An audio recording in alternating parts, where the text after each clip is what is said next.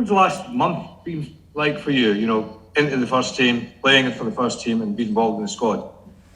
It's been crazy, but it's something I've always wanted to do. So it was part of a, we'll call it, plan from when I first joined the club years ago. So it's obviously brilliant to make my debut and obviously score as well. Yeah, it's been crazy, but it's been very enjoyable and I've learned a lot.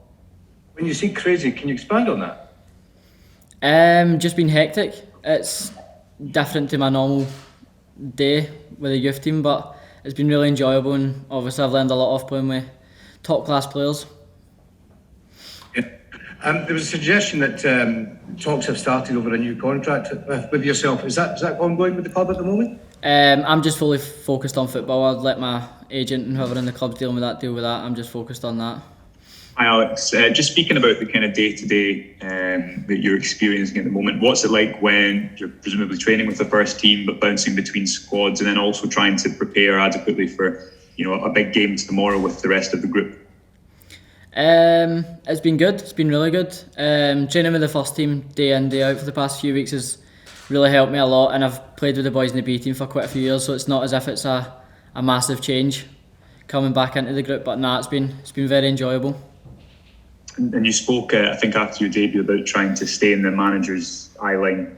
After you're making your debut, you went on to start against Livingston a few days after. What's the couple of weeks looked like in terms of trying to stay in the first team picture and remain in his plans? Just doing my best every day in training, performing, doing all the stuff off the pitch as well. Just that would be gym work, everything else that comes with that. So it's just trying to get my body prepared to be in that environment all the time. Hi Alex, you've been a mainstay in the B team throughout this season playing in the Lowland League. How has that experience in terms of coming up against other teams on a more regular basis, more competitive games, how's that been for your development, do you think? It's been very helpful. It's gave that kind of physical side of the game.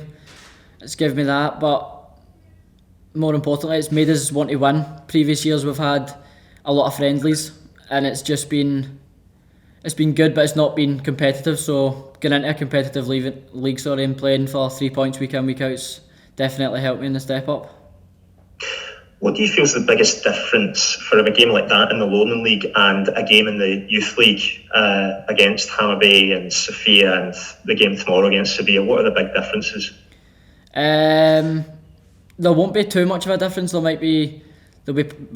be our age, so they'll be wanting to get through just as much as we are. But it shouldn't change too much. It'll be a physical game, it'll be a tactical game, so we'll just have to prepare for what we are going to do in the game.